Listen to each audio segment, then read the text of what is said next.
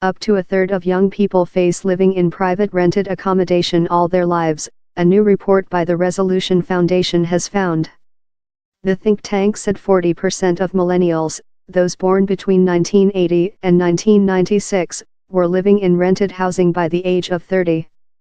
That was twice as many as Generation X, those born between 1965 and 1980. The government said it was already putting policies in place to improve the housing market. The Foundation's Home Improvements Report said Generation Rent needed much more help. It called for more affordable homes for first-time buyers to be built, as well as better protection for those who rent.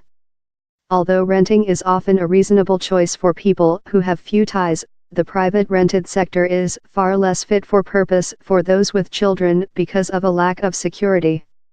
The report reveals that a record 1.8 million families with children rent privately, up from 600,000 15 years ago. Lindsay Judge, senior policy analyst at the Resolution Foundation, said, Britain's housing problems have developed into a full-blown crisis and young people are bearing the brunt, paying a record share of their income on housing in return for living in smaller, rented accommodation. While there have been some steps recently to support house building and first-time buyers, up to a third of millennials still face the prospect of renting from cradle to grave. If we want to tackle Britain's housing crisis, we have to improve conditions for the millions of families living in private rented accommodation.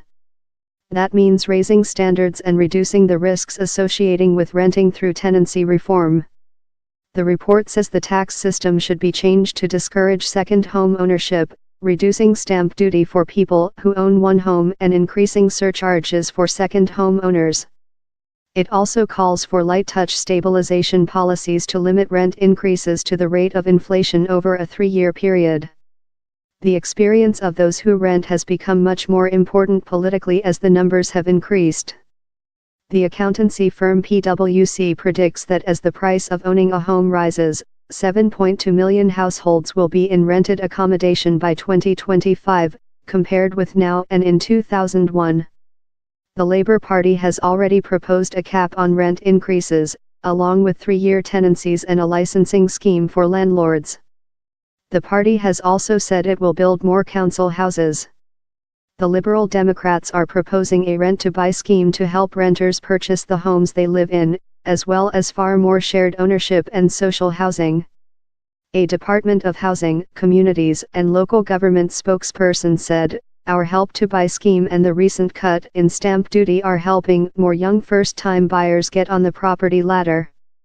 Figures show that we are seeing the highest number of first-time buyers for more than a decade.